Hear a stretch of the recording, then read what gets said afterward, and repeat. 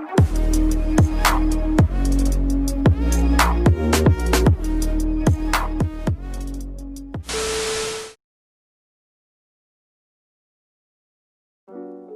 semuanya, kembali lagi bersama gua Jarwo. Jadi di sini mungkin kalian pada bertanya-tanya nih, kenapa sih gua ada di sini sekarang gitu? Kok tempatnya beda lagi gitu? Nggak kayak tempat biasanya. Oke, jadi gua di sini sekarang lagi di Cafe Humble tepatnya gitu. Dan ya, beruntungnya lagi sekarang gua di sini ditemanin sama ownernya langsung. Nih, Kang Hafiz namanya. Hafid, gimana kabarnya? Baik. Baik, alhamdulillah ya, Kang Hafid ya. Kang Hafid, jadi di sini saya mau nanya tentang Humble nih, nanya-nanya gitu. Nanya-tanya. Boleh Kang Hafid ya? Oke. Nah, pertanyaan pertama nih Kang Hafid nih. Santai aja ya. Oke, slow. Enjoy. Oke. Gimana sih pertama kalinya bisa bangun cafe ini? Soalnya kan sepengetahuan kita semua gitu di kita di Jonas Santai ini kan rumah biasa gitu, rumah pribadi. Gimana sih awal mulanya bisa bangun cafe di sini? Awal mula ya, kalau karena awal mula kan baru pertama kali. Iya, pertama kali. Pertama kali itu sebenarnya ide gila sih. Untuk awal itu kami ngebangunnya karena kan di depan itu garasi. Gitu. Karena untuk awal kita mau ngontrak pun kita agak sulit juga. Iya. Karena mencari titik kontrak yang di tengah kota itu sangat sulit. Sedangkan dalam strategi bisnis itu kita harus mencari lahan yang pas, nggak kelebihan, nggak kekurangan, jadi pas untuk bisnis gitu kan. Biar bisnis bisa berjalan dengan panjang gitu kan, tidak terputus. Untuk awal penggebrak itu di garasi sebenarnya. Kita itu belum ada di sini. Itu awalnya itu kita mencetuskan itu ya ngopi di dalam garasi, cuman kepikiran lagi nih, kenapa nggak kita coba menjadikan rumah ini sebagai penghasilan uang kita. Jadi selain bisa buat tempat tinggal, kita pun bisa mencari uang di rumah ini. Cuman resikonya privasi kita akan termakan gitu. Iya. Karena kan satu rumah itu kan sebenarnya privasi. Cuman aku mencoba untuk buka privasi itu menjadikan lahan bisnis kita gitu. Ya seperti itulah gitu. Jadi untuk penggebrakan awalnya kita konsep baru, ekstrim, dan tantangannya itu pun sangat berat karena customer ketika masuk rumah itu dikhawatirkannya malu. Iya, pastinya. Malu gitu kan. Cuman bagaimana caranya kita mengemas rumah ini menjadi sesuatu yang nyantai buat customer untuk nyaman ngopi di sini. Biar enjoy. Biar gitu enjoy. Ya. Iya. Seperti jawabannya seperti itu. Iya. Oke, dan juga kan sini ya pertanyaan keduanya jadi kenapa sih bisa ngasih nama Humble gitu? Apakah ada filosofinya atau gimana gitu? Mungkin dari Kang Hafid ini. Kalau filosofi humble itu sebenarnya tuntutan bagi diri saya sendiri untuk selalu rendah hati dalam berbuat apapun. Dan ini pun tuntutan ketika saya memiliki karyawan itu harus mengemban nama humble, sehingga membuat atmosfer di perusahaan itu sehat. Semuanya harus rendah hati. Ya, termasuk kepada customer-nya juga akan terbawa filosofi yang humble itu, gitu kan. Karena membuat atmosfer yang harus rendah hati semua, otomatis akan adanya kenyamanan di suatu kafe itu. Ya seperti itu. Oke. Kang Hafid nih, lagi nih. Iya. Aduh, Santai aja. makin panas nih. Selalu, Iya. boleh. Enak ya. Santai. Oke, jadi gini. Pasti kan ya di setiap kafe itu kan pasti kan ada namanya down. Lagi di bawah banget. Gimana sih caranya kita biar kita bisa bangkit lagi? Jadi dari kita selera kita, oh ini kafe lagi gini-gininya nih, lagi sepi-sepinya nih. Gimana sih maksudnya tarik pelanggan lagi ke sini, atau mungkin dari cara berpromosi gitu, atau mungkin dari ayam cemaninya yang ada di sana gitu. Itu maskotnya Iya, itu. maskotnya itu ya. Jadi seperti apa gitu caranya itu? Untuk di situasi terburuk ya, sebenarnya di bisnis itu down pasti ada. Cuman bagaimana kita mengemas rasa down itu menjadikan semangat. Rasa down itu sebenarnya menurut aku itu bukan penghambat, tapi pacuan kita untuk lebih berinovasi, lebih mengupgrade terhadap tempat, dan lebih kreatif lagi dalam kemasan atau segi pemasaran kita gitu. Sebenarnya dalam situasi down apapun, sekarang kan corona nih ya. Waktu kemarin tuh awal corona kan kita juga sempat itu diagram kita menurun hampir 70%. Gitu. Kita menurun hampir 70%. Cuman setelah itu kita berpikir itu tantangan bagi kita. Bukan dijadikan sebagai aduh kok bisnis seperti ini gitu. Iya. Kalau udah ada kata seperti itu, kita nggak akan semangat. Gitu. Jadi pas kemarin corona, bagaimana caranya saya besok dan besoknya lagi income itu harus makin meningkat. Justru menurut aku corona itu memberikan pelajaran bagi pengusaha-pengusaha kita sendiri. Pelajaran bahwa kita harus bertahan dalam situasi apapun. Karena ada punya pengusaha itu struggle uang dalam situasi apapun. Promosi harus tingkatkan, interaksi tingkatkan, semuanya harus ditingkatkan jika ingin penghasilan bertambah. Jadi kita nggak boleh kalah terhadap situasi.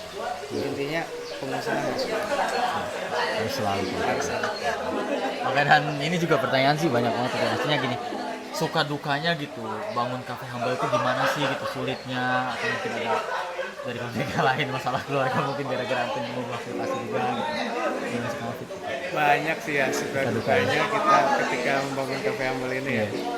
Ya dari awal ya konflik sama internal sendiri gitu kan, konflik sama keluarga, konflik juga sama pasangan sendiri gitu kan. Itu sangat banyak sekali gitu kan. Ya suka duka itu sebagai pembelajaran bahwa kita tuh sudah dewasa, dan kalau kita tidak mendapatkan suka duka atau cobaan, kita nggak akan bisa lebih dewasa lagi dari sebelumnya. Itu sebenarnya suka duka itu bisa sebagai pendewasaan diri kita, Sendiri. Oke. Jadi itu mungkin. Ini Kang Fit, udah ada nih satu nih. Dari istimewanya Cafe Humble ini dibandingkan kafe-kafe lain itu apa sih gitu? Jadi ciri khas Humble itu apa sih? ciri khas humble. Orangnya humble. Orang yang humble pasti itu ya, jelas ya teman-teman, jadi humble. Itu sebagai patokan awal sih. Iya, humble kan. Kita menggembleng anak-anak di sini tuh harus stay humble. Tetap humble. Stay humble. Jadi melayani kita itu harus humble. Semuanya itu full humble. Terus full semua humble. Full semua humble. Termasuk menerima juga harus humble. Jadi itu yang membedakan Cafe Humble mungkin sama kafe yang lainnya. Mungkin ada kolam renang kan? Oh ya mungkin juga ya. Iya. Ini nih keren juga sih. Yang juga kafe ada kolam renangnya gitu. Boleh nyebut mungkin? Sepertinya enggak. Soalnya hanya Iya, boleh dilihat iya, saja. bener. Oke benar. Wid, Humble sendiri gitu. Humble sendiri tuh punya menu andalannya nggak sih buat tarik pelanggan gitu? Oh, kita punya dua menu pengebrek awal cafe ini dari awal tahun ini. Ini namanya country. Ini ciri khas kita sendiri, ini racikan hasil kita sendiri. Ini country. Dia itu perpaduan antara susu, creamer sama gula aren. Itu lebih asik, lebih creamy juga, dan ada teknik tersendiri untuk pembuatan cara country ini sendiri yang membedakannya dari kopi susu creamer yang lain. Mungkin dari makanannya ada nggak? Itu ini kalau makanan kita masih jadi PR mas. Masih jadi PR tuh sekarang Ya kebetulan nanti bulan Juli kita akan upgrade semua menu makanan, kita akan ubah semua menu makanan. Next ya kita akan ada pastry juga. Terus kita ada kayak banyak lagi lah, sampai pizza pun insyaallah ada. Kang Hafid sendiri mulai bangun Cafe Humble ini kan Kang Hafid punya termotivasi dari siapa gitu, atau mungkin termotivasi dari diri sendiri atau mungkin dari orang lain yang membangun cafe ini? Dulu itu ya. Ada milkshake yang di Raja Galuh. Oh iya, tahu. Itu Iya. yang sekarang sayangnya udah nggak ada gitu kan. Sebenarnya itu awal kali saya termotivasi karena awal itu dulu saya pernah ikut dagang seblak di Raja Galuh. Oh di situ. Iya, kaki 5 dulu. Oh iya. Ya, di gerobak. Iya. Asik loh. Iya. Seru itu. Seru itu. Nah, saya lihat ketika orang-orang ngopi itu sosial. Ketika sharing tempat ngopi, tempat sharing di satu kedai itu. Dan itu membuat aku ketagihan. Aku sering main ke kafe gitu kan. Terus ketika itu aku kuliah di Kuningan. selama 4 tahun. Dan aku hampir 4 tahun itu padahal aku ngekos, tapi aku tidur di kedainya saudara itu. Kedainya saudara. Nah dari situ aku mulai suka kopi dan terus mengembangkan kopi, dan ya tanggal 28 Desember aku baru punya. Dan mungkin juga ini ada nggak sih selain, maksudnya ada nggak sih di Majalengka cabangnya gitu Humble lagi? Oh, kalau cabang kita belum. Kebetulan project 3 tahun kita ke depan itu kita next antara cabang sama Bali. Oh, Bali. Ya, gitu. Sekarang kita sedang mempersiapkan produksinya dulu, karena kan ketika kita akan membuka cabang kita nggak boleh gegabah. Kita harus preparing dulu produksinya dari awal bahan-bahannya, terus konsepnya seperti apa kita harus persiapkan gitu. Biar si cabang itu tetap kuat. Jadi benar-benar juga Kang Hafid ya. Doain juga ya. Amin Kang Nanti Hafid, ketemu siap. di Bali. Siap Kang Hafid, siap. Oke. Ada nggak nih, maksudnya ada nggak nih buat anak-anak muda sekarang yang ingin kayak membangun kayak mungkin kayak Kang Hafid gitu, termotivasi mungkin gara-gara sering main ke cafe Humble gitu, jadi juga dia pengen gitu buka cafe gitu. Sarannya buat terus maksudnya biar makin yakin untuk membuka usaha itu gimana sih Kang Hafid? Sarannya kita jangan pernah menyerah Menyerah. dan tetap di satu titik fokus, yaitu tujuan kita. Dan kita selalu catatkan di kertas kecil tujuan-tujuan yang akan kita capai. Setelah kita capai, lalu kita coret satu tujuan itu sampai ke tujuan akhir. Tinggal tujuan aku akhir ini, pengen tahu Iya. pernikahan. Aduh. Tujuan akhir aku. Iya siap. Semoga langgeng terus Kang Hafid. Karena setelah nikah itu beda lagi tujuannya. Nanti ada satu buku lagi yang dituliskan oleh berdua. Seperti itu. Pokoknya intinya selalu tuliskan apa yang kalian inginkan dan selalu fokus kepada satu inginan. Tapi tadi saya juga kayak kepikiran gitu ya. Soalnya bener juga sih. Soalnya kan kebanyakan anak muda itu kan mungkin malu mulai usaha bisnis gitu ya. Mungkin dari Kang Hafid sendiri tadi kan jualan seblak kan dulu-dulunya gitu kan. Itu keren banget sih menurut saya, kayak bener-bener humble juga kan. Nah ini Kang, untuk anak-anak muda yang mulai mau bisnis kafe-kafe, kira-kira menurut Akang sendiri gitu, langkah awalnya tuh gimana sih biar lanjut? Untuk langkah awal kita harus tetap satu titik fokus. Iya. Satu titik fokus terhadap apa tujuan kita itu. Yang nomor utama itu kita catatkan di kertas gitu kan, tujuan-tujuan kita yang ingin kita capai. Lalu kita tetap fokus pada satu tujuan itu sebelum tujuan itu tercapai. Jadi setelah itu pasti itu banyaknya orang-orang itu terhadap di action itu kan berarti setelah kita menyusun tujuan, lalu action kita itu kebanyakan yang nggak ada. Bagaimana caranya action itu dilaksanakan? Otomatis ya kita harus tetap pada satu titik itu dan mempelajari apa yang akan kita tuju itu. Seperti saya ingin membuat kedai kopi seperti ini, ya kita pelajari tentang kopi. Kita pelajari terlebih dahulu, setelah kita pelajari kita membuat lokal, lalu kita buka satu kedai itu. Kan teknik bisnis itu ada dua, ada yang mempelajari terlebih dahulu dan ada yang modal nekat, setelah nekat itu baru mempelajari setelah punya. Kalau aku termasuknya yang mempelajari terlebih dahulu, karena setiap langkah aku gak mau miss, karena keuntungannya kita kalau mempelajari terlebih dahulu itu akan lebih baik daripada kita terjun sebelum mempelajari. Berarti seperti itu ya. Jadi buat teman-teman tuh kalau sana yang mau buka bisnis kafe atau gimana, tadi tuh Kang Hafid nih jagonya. Keren nih. Sama-sama aja. Iya. Kang Hafid, dia kan sejarah Kang Hafid kan mulai awal banget tuh, mulai dari usaha atau mungkin berjualan itu dari sejak kapan sih gitu? Kalau usaha aku dari yang tadi ceritakan kan? Iya, yang tadi itu. SD itu. Iya. Itu asik sih dia. Keren banget ya. Gak apa-apa kepanjangan? Gak apa-apa, enjoy, aman dong. Iya. Gimana? Awal itu dari kelas 6 SD. Kelas 6 SD. Iya. Aku suka unggas.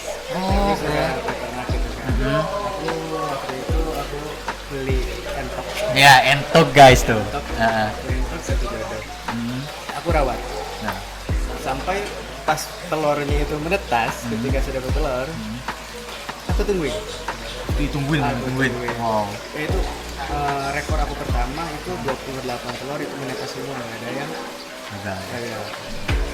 Itu setelah itu peternakan aku kan itu banyak dilalui orang. Oh ya. Ada bapak coba itu nanyain bahwa ini ente dijual nggak? Karena kan waktu kecil belum ngerti gitu. Iya, belum ngerti bener ya. Bisnis itu apa gitu. Iya, iya. Setelah itu ya aku karena nggak ngerti ya bawa aja gitu kan. Ya udah boleh Pak gitu. Beli pun ya beli. Kita tanpa ada negosiasi tawar menawar. Beneran itu. Beneran nggak tahu kenapa. Nggak ada tuh mas sama sekali karena kan nggak ngerti gitu karena aku hanya suka mengurus unggas lalu menggunakan ini sampai banyak. Ya setelah itu beli dapat langsung 50.000. Nah, dari 50.000 itu aku mulai suka berbisnis dari mulai kita bisnis entor karena bisnis entor itu terfokus di kelas 6 SD aku pindah SMP aku SMP itu bisnis gasin Oh, pindah lagi Bang. pindah lagi Oke. terus aku SMA juga bisnisnya itu Seblak itu. ya Raja Galuh Iya. yang depan SD Iya. Oh iya, iya. namanya itu sebut merek gak apa-apa? Gak apa-apa. Jangan ya. Gak apa-apa, gak apa-apa. Gak apa-apa, apa? Dulu itu aku ikut dagang sama sebelah Larissa. Larissa. Yang dia Oke. dagang. Itu. Larissa ini. Mas SMA sering bolos. Hmm. Sekolah sering bolos kan sekolah di Larissa. Aku bolos langsung ke Larissa di sana. Sama kan saya juga sering bolos. Jadi Tapi bolosnya bolos positif. Iya, saya juga kayak gitu. Aduh, jangan ditiru kalau yang bolos-bolos main kemana-mana Ya, jangan, ya. jangan. Oke. Kita tadi kan Kak Hafid kan kayak yang awal-awalnya kan kayak yang tadi tuh, yang kayak jualan-jualan seblak kayak gitu kan gitu. Kan masih muda gitu, pasti kan ada yang namanya gengsi gitu. Kayak malu jualan kayak gini gitu, panas-panasan kayak gitu kan. Nah, untuk anak-anak muda tuh biar nggak kayak gitu tuh gimana sih, Sam? Awal mulanya kan seperti itu. Kak Hafid juga. Kalau berbicara gengsi, pengusaha yang gengsi gak akan sukses. Benar kan benar. Iya. Ketika kita memiliki rasa gengsi, ketika kita memiliki rasa malu, kita nggak akan pernah bisa mencapai suatu kesuksesan itu. Logikanya gitu. Ketika kita lapar, Iya. tapi kita malu, kita nggak akan kenyang. Iya, benar. Yang penting jangan pernah malu-maluin. Iya. Jadi jangan malu-maluin ya.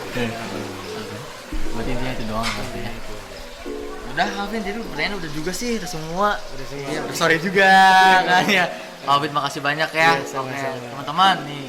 Tadi udah jelasin sama ownernya Humble. Untuk kalian juga jangan lupa main ke cafe Humble. Semuanya Humble semua, pokoknya Humble deh. Dari mulai ownernya, terus kayak itu tuh yang di depan tuh. Iya, staff-staffnya Humble semua keren. Pokoknya masuk ke sini nggak bakal malu. Pokoknya bakal seperti keluarga kalau di sini dia namanya. Oke, jadi jangan lupa main ke Humble Cafe. Oke. Hafid, thank you. Thank you. Sama-sama. Makasih. Minal aidin wal faizin. Minal aidin wal faizin. Dadah semuanya.